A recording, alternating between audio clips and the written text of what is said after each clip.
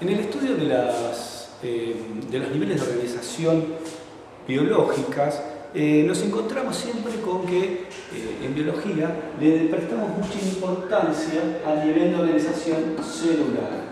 Obviamente este es el nivel de unidad de los seres vivos que tiene fundamental importancia para la biología. Ahora, la importancia de las características celulares también se sustentan en las características y propiedades del nivel de organización anterior, que vendría a ser el nivel de las moléculas, es decir, el nivel de organización molecular. Prestamos principal importancia a aquellas moléculas que están presentes en los seres vivos. A aquellas moléculas que están principalmente en los seres vivos las conocemos como biomoléculas. Las biomoléculas, a su vez, están formadas principalmente por átomos de carbono, átomos de hidrógeno, átomos de oxígeno, de nitrógeno, de fósforo y de azufre. ¿Sí? Es decir, aquellos átomos con las iniciales de los CHOMS. Carbono, hidrógeno y nitrógeno forman principalmente las estructuras de las moléculas como son los azúcares, los lípidos, las proteínas y los ácidos nucleicos como el ADN y el ARN. En menor proporción, ¿sí? El fósforo también forma parte de los fosfolípidos y forma parte de del ATP, por ejemplo, entre otros. Y también el azufre, ¿sí? Forma parte principalmente, ¿sí? Formando parte del aminoácido conocido como cisteína, de vital importancia dadas las uniones puentes de sulfuro que se producen entre las proteínas. Bien, dentro de las biomoléculas, ¿sí? Acá únicamente nombré aquellas que pueden tener un esqueleto de carbono, ¿sí? Son conocidas como biomoléculas orgánicas. Una de vital importancia dentro de las biomoléculas es una biomolécula inorgánica muy importante, ¿sí? que está en predominante proporciones en los seres vivos, que es el agua.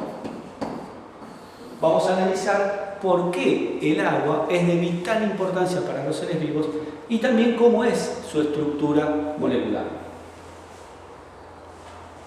Para empezar, vamos a ir por lo básico. Decimos que el agua está formada por dos átomos de hidrógeno y un átomo de oxígeno. Vamos a analizar un poquito la estructura electrónica a un nivel bastante cualitativo, diciendo que el oxígeno, en su capa externa, a nivel electrónico, tiene 6 electrones. Vamos a ponerlos con otro color, así los podemos diferenciar bien. Dijimos, tenemos 6 electrones. En cambio, los hidrógenos tienen un único electrón.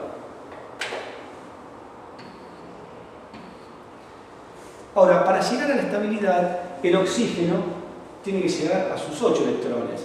Esto lo va a hacer compartiendo electrones con 2 átomos de hidrógeno.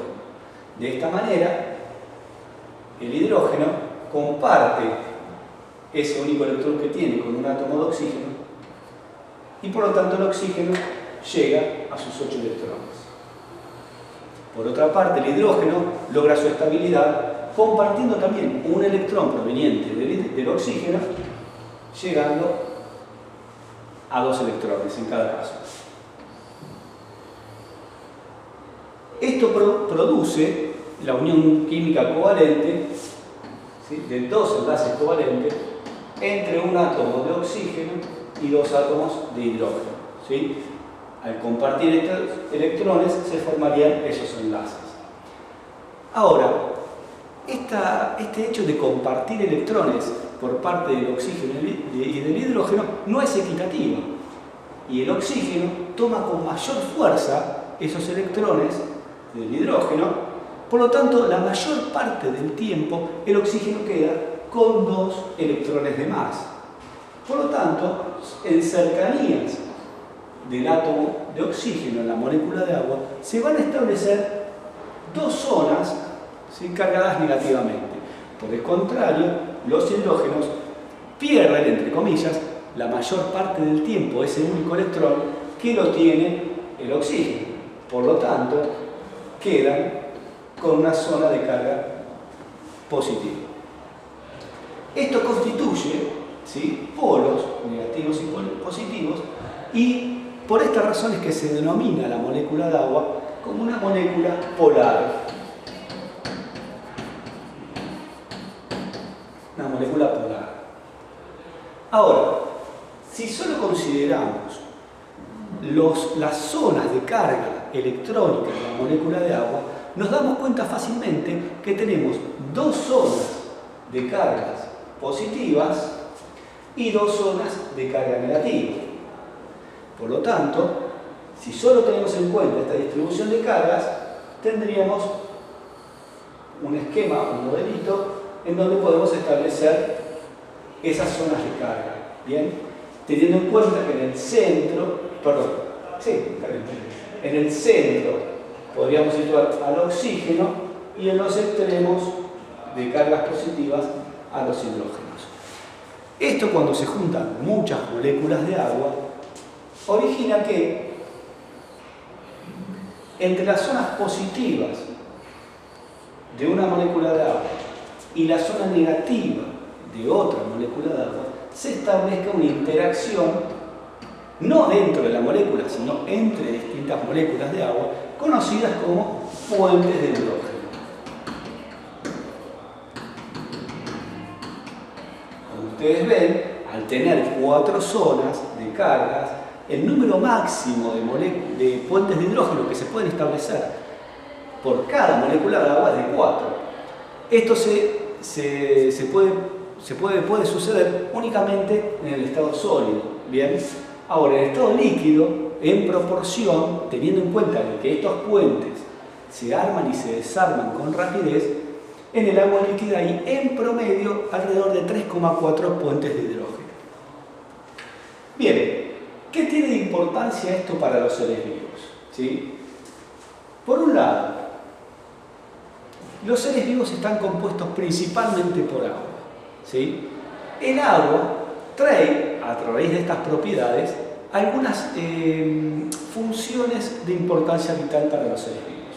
Por ejemplo, al tener puentes de hidrógeno, el agua puede absorber calor y ese calor no va a ser entregado a las células, sino directamente a la vibración de las moléculas de agua. Al vibrar las moléculas de agua, los puentes de hidrógeno se rompen y el agua pasa del estado líquido al estado de vapor. Por lo tanto, la energía, ¿sí?, ambiental que rodea a los seres vivos no va a ser usada para levantar temperatura de sus células, sino el agua va a liberar, ¿sí?, va a absorber ese calor y se va a liberar en modo de transpiración, por ejemplo. Entonces, una de las propiedades de importancia biológica del agua para los seres vivos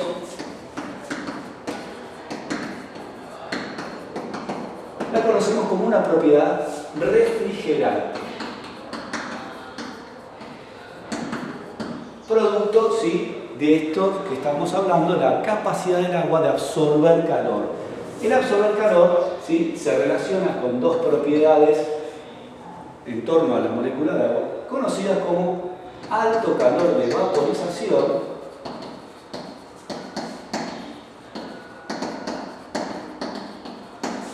y también alto calor específico.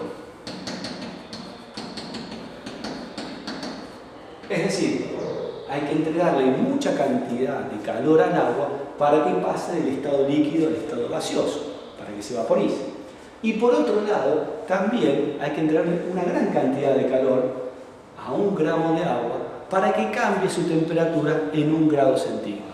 Esas 2 propiedades del agua le ofrecen a los seres vivos una posibilidad refrigerante. Otra propiedad del agua de vital importancia es de que se convierte en un gran solvente.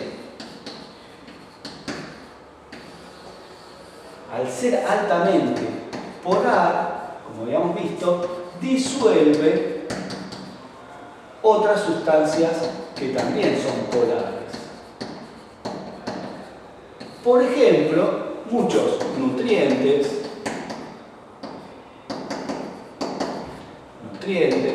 desechos, proteínas, hormonas, que al disolverse en el agua pueden viajar a través de los seres vivos, por ejemplo en el torrente sanguíneo. Esta característica le da al agua la propiedad de transporte, es decir, le permite transportar sustancias dentro de los seres vivos. Por otro lado, hay otras propiedades, ¿sí? Como por ejemplo la cohesión, que es debido a los puentes de hidrógeno que se establecen entre las moléculas individuales de agua, en la superficie de los cuerpos de agua se va a formar una película, ¿sí?, conocida como tensión superficial, ¿sí? Sobre esta tensión superficial, ¿sí?, pueden vivir numerosos seres vivos, conformando ecosistemas. ¿Sí? Es decir, le proporciona en muchos aspectos un hábitat a los seres vivos que pueden vivir sobre la película de agua debido a esta propiedad. Por otro lado, y muy importante para notar también, es el hecho de que el agua es uno de los, no sé si es uno de los únicos o el único material, ¿sí?, que en estado sólido su densidad es menor que en estado líquido. El estado sólido, la densidad menor que el estado líquido. ¿Esto qué quiere decir? Esto quiere decir que el agua sólida, conocido como hielo, ocupa más lugar, más espacio que el agua líquida. Y por lo tanto,